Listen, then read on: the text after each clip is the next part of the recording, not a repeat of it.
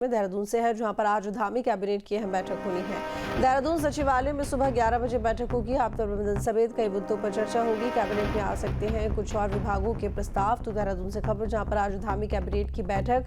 देहरादून सचिवालय में सुबह 11 बजे बैठक। आपदा प्रबंधन समेत कई मुद्दों पर चर्चा होगी। कैबिनेट में कुछ और विभागों के प्रस्ताव भी आ सकते हैं। तो 11 बजे सचिवालय में ये बैठक होनी है। आपदा प्रबंधन समेत कई मुद्दों पर चर्चा।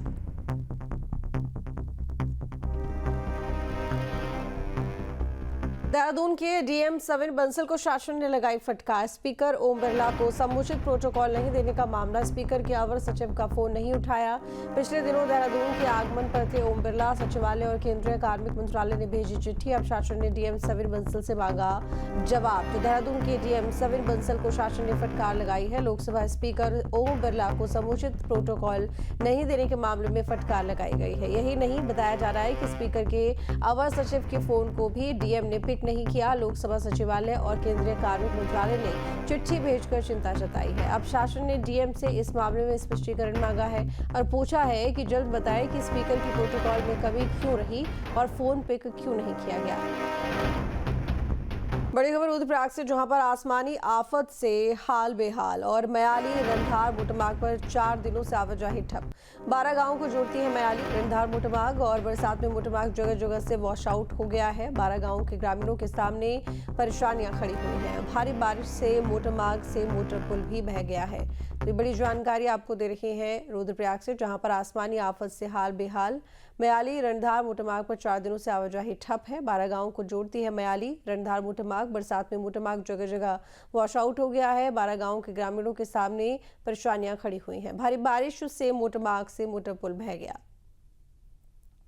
देहरादून में जल निकासी के लिए निगम की तैयारी अधूरी है। शहर में मानसून की दस्तक ने ही नगर निगम की तैयारियों की पोल खोल दी है। एक ओर जहां मौसम विभाग अगले कुछ ही दिनों के लिए तेज बारिश की चेतावनी दी है, तो वहीं दूसरी ओर नगर निगम अब तक नालों की सफाई पूरी नहीं कर सका। नतीजा ये है कि हल्की बारिश में ही शहर के प्रमुख मोहल्लों और सड़कों पर कीचड़ और जल जमाव की स्थिति पैदा हो गई है। नगर निगम के आधे अधूरे कामों की वजह से न सिर्फ सड़कें तालाब में तब्दील हो रही हैं, बल्कि नागरिकों का जीवन भी प्रभावित हो रहा है।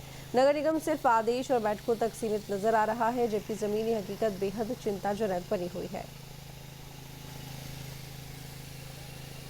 मानसून के लिए इस बार पहले से ही हमने काफ़ी तैयारियां कर ली थी और इस बार पहली बार ऐसा हुआ है कि 25,000 मीट्रिक टन जो गाद कचरा और मलबा, कई लोग जो है मकान बनाते हैं मलबा भी नालों में डाल देते हैं, नदियों में डाल देते हैं, तो वो हमने इस बार निकाला है जेसीबी के माध्यम से, अपनी छोटी मशीनों के माध्यम से, बॉबकट मशीनों के माध्यम से लगातार हमने उसके तल को गहरा किया है, ताकि तल गहरा होगा तो पानी जो है वो नाले से ही होकर निकल जाएगा।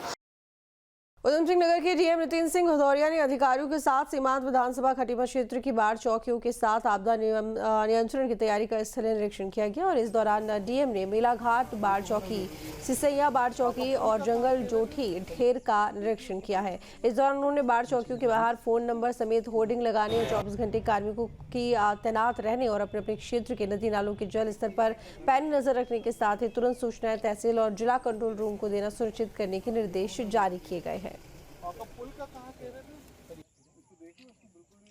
हमारे यूपी सिंचाई की भी टीम मौजूद है और उत्तराखंड सिंचाई की भी टीम है और संयुक्त निरीक्षण किया जा रहा है टीमों के साथ। ये देखा जा रहा है कि जो पिछली बार खटीमा में हमारे जो पॉइंट्स थे, उन पॉइंट्स को हम कैसे मिनिमाइज़ कर सकते हैं। कुछ पॉइंट्स में पूरी की तैयारी के साथ नगर निगम ने और नगर पालिका ने और सिंचाई विभाग ने मिलकर काफ़ी अच्छा काम किया है और शहर के अंदर पानी का इस समय भराव नहीं हुआ है। चारधाम यात्रा मार्ग पर संचालित होने वाले घोड़े और खच्चरों में मौसम का कहर देखने को मिल रहा है। उत्तराखंड चारधाम यात्रा में यमुनोत्री, केदारनाथ और हेमकुंड साहिब की पैदल यात्रा में घोड़े खच्चरों की अहम भूमिका होती है। कई श्रद्धालु यमुनोत्री, केदारनाथ या हेमकुंड साहिब घोड़े खच्चरों के सहारे ही जाते हैं। इसके अलावा इन धामों में रोजमर्रा का सामान भी घोड़े खच्चरों से ही भेजा जाता है, जिसे लेकर कैबिनेट मंत्री सौरभ गंगुना मंत्री ने बताया कि घोड़े खच्चरों की भूमिका अहम होती है, क्योंकि जब से हरी सेवा बंद हुई है तो घोड़े खच्चरों पर अधिक बोझ पड़ रहा है, जिसको जिलाधिकारियों को निर्देश दिए गए हैं कि किसी भी घोड़े खच्चर के साथ कोई भी बर्बरता ना हो। यात्रा के दौरान घोड़े खच्चर वाले ज्यादा पैसे के लालच में घोड़े खच्चर से कई चक्कर लगवाते हैं, लिहाजा उसकी निगरानी रखने के भी निर्देश दिए गए हैं। हमेशा जो हमारे केदारनाथ यात्रा है, यमुनोत्री यात्रा है, इसमें घोड़े खच्चरों का बहुत इम्पोर्टेंट रोल रहा है। और अभी आज भी हमारे श्रद्धालु केदारनाथ भगवान जी के दर्शन करने आ रहे हैं और हेलीकॉप्टर सर्विसेज क्योंकि बंद हैं तो घोड़े खच्चरों पे बहुत ज़्यादा कहीं ना कहीं लोड है कि वो श्रद्धालुओं को आशीर्वाद दिलाने में मदद करें। और हमने अभी भी वही सारे अपने CVOs को, अपने DM के प्रशासन के लोगों को, पुलिस के लोगों को यही हिदायत दी है कि कोई भी ऐसा काम ना करें जिससे श्रद्धालुओं की जान को खतरा हो। और घोड़े खच्चरों के ऊपर क्रूरता और उनकी जान को कोई खतरा है। और जहाँ जहाँ स्लिप जोन्स हैं, जहाँ जहाँ पे हमारे भूस्खलन होने की संभावना है, उनको अच्छी तरीके से मार्क कर लें। हल्द्वानी में गौलाबाद क्षेत्र के किसानों ने उपजिलाधिकारी कार्यालय में प्रदर्शन किया और बरसाती नहर न बनाए जाने का आरोप लगाया। ग्रामीणों ने कहा कि हर साल गौलाबाद क्षेत्र के 11 गांव में रोपाई लगाने के लिए पानी की व्यवस्था की जाती है, जिसके लिए बरसाती नहर बनाई जाती है, लेकिन इस बार धान की पौध तैयार हो गई है। उसके बावजूद अभी तक सिंचाई विभाग की ओर से कोई नहर नहीं बनाई गई। ग्रामीणों ने कहा कि प्रशासन का हर बार यही रवैया रहता है।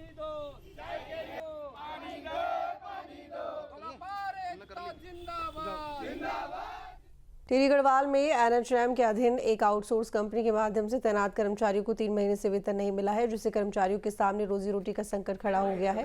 कर्मचारियों ने कहा कि आउटसोर्स कंपनी ने कार्मिकों के मानदेय से EPF के कटौती किए जाने के कारण इस साल जनवरी से अब तक कर्मचारियों के EPF खाते में प्रदर्शित नहीं हो पा रहे हैं। वेतन नहीं मिलने के कारण कर्मचारी 1 जुलाई 2025 से कार्य बहिष्कार करने पर मजबूर हो गए हैं। जो हमारे आउटसोर्स के कर्मचारी हैं जो कि TNM से लगे हुए हैं, इनका विगत 3 माह से वेतन नहीं मिला और 6 माह से इनका EPF और ESI का पैसा जो जमा नहीं हुआ है, जो एजेंसी द्वारा किया जाना था। तो इसमें बड़ी दिक्कत आ रही है क्योंकि इसमें हमें शासन स्तर से कोई पता ही नहीं चल पा रहा है कि अगर आगे TNM का विस्तारीकरण होगा कि नहीं होगा। कर्मचारियों के 30 तारीख तक जून जो गया है तब तक इनकी सेवाएं थी, अब इनकी सेवाएं भी एक तरीके से समाप्त हो चुकी हैं और आगे रिन्यूअल का क्या स्तर है हमें अभी कोई जानकारी इस विषय में ना CMO साहब को है ना कोई है। कितना विगत 3 माह से हमारे राष्ट्रीय स्वास्थ्य मिशन के अंतर्गत जो आउटसोर्स एजेंसी कार्यरत है, उनके जो कर्मचारी यहाँ पे कार्यरत हैं, लगभग जनपद टिहरी गढ़वाल में 52 कर्मचारी और पूरे प्रदेश भर में 1500 कर्मचारी कार्यरत हैं। इन सबको मार्च के बाद अप्रैल, मई और जून 3 माह का वेतन अभी तक जो है मिशन प्रबंधन के द्वारा नहीं दिया गया है। और इनका मिशन प्रबंधन और आउटसोर्स एजेंसी के बीच में क्या दिक्कतें हैं ये तो खैर उन्हें जाने उनके अनुबंधों में क्या दिक्कत है, लेकिन इस बीच में जो है हमारे कर्मचारी पिसते जा रहे हैं और लगातार 3 माह से इनका वेतन मिलने के कारण इनकी आर्थिक स्थिति, पारिवारिक स्थिति है दयनीय हो गई है। रामनगर में महिलाओं ने थाली और कंटर बजाकर जोरदार प्रदर्शन किया। ये प्रदर्शन मालधन चौड़ के गोपाल नगर नंबर 6 में खोली गई नई शराब की दुकान के खिलाफ था। महिलाओं का आरोप है कि सरकार ग्रामीण क्षेत्रों में रोजगार देने के बजाय शराब जैसी सामाजिक बुराइयों को बढ़ावा दे रही है। प्रदर्शन कर रही महिलाओं ने सरकार को चेतावनी दी है कि यदि गाँवों में शराब की दुकान को बंद नहीं किया गया तो आने वाले चुनावों में भाजपा प्रत्याशियों को भी थाली और कंटर बजाकर उनका विरोध किया जाएगा।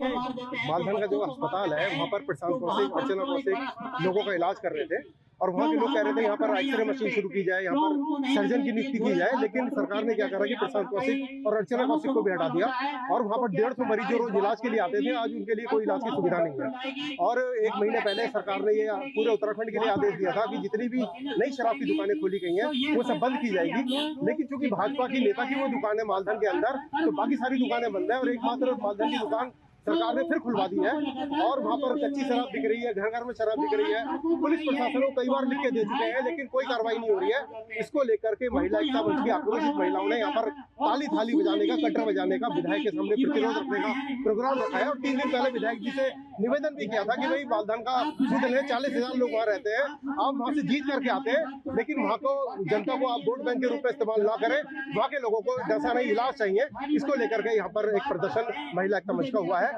जिसको हम लोग भी समर्थन दे रहे हैं। मेरा नाम विनीता टमटा है, मालधन चौड़ से। मेरा सरकार से यही निवेदन है कि हमारे वहाँ नशा नहीं चाहिए। हमारे जो अस्पताल है, इतना बड़ा हॉस्पिटल हमारे मालधन चौड़ में बनाया हुआ है, लेकिन वहाँ कोई डॉक्टर नहीं है। 2019 से हमने लड़ाइयाँ लड़ी तो बड़े मुश्किल से वहाँ 2 डॉक्टर आए, अर्चना कौशिक और प्रशांत कौशिक, और आज उन्हें पुनः उनका ट्रांसफर कर दिया गया है। चलो पता है हमको भी कि ट्रांसफर होता है, 2 साल 4 साल में ट्रांसफर होता है, तो नए डॉक्टरों का ट्रांसफर भी तो यहाँ होने चाहिए, तो क्यों नहीं हुआ? यहाँ डॉक्टर लाने के बजाय यहाँ उल्टा यहाँ शराब की दुकान खोल दी गई है। उस शराब की दुकान के लिए भी हमने बहुत धरना प्रदर्शन किए, रोड में हमने चक्का जाम लगाया। फिर हमारे साथ ये लोग आए यहाँ से, तो इन्हें कहा नहीं हम शराब की दुकान बंद कर देंगे, आप चक्का जाम हटाओ, हम बंद कर देंगे। ताला लगा के चले गए। फिर दोबारा दुकान खुली, फिर हमने फिर चक्का जाम लगाए, तो फिर दोबारा आए, इनने भी सील बंद कर दी और तुरंत फिर इनने 1 महीने के बाद दुकान पुनः से खोल दी वहाँ पे। जहाँ भक्ति है हर शब्द में, कथाओं में छुपे हैं दिव्य रहस्य और ज्योतिष देता है जीवन को दिशा। धर्म से जुड़ी हर बातों को जानने के लिए हमारे चैनल स्तुति को सब्सक्राइब करें। चैनल पर जाने के लिए इस लिंक पर क्लिक करें।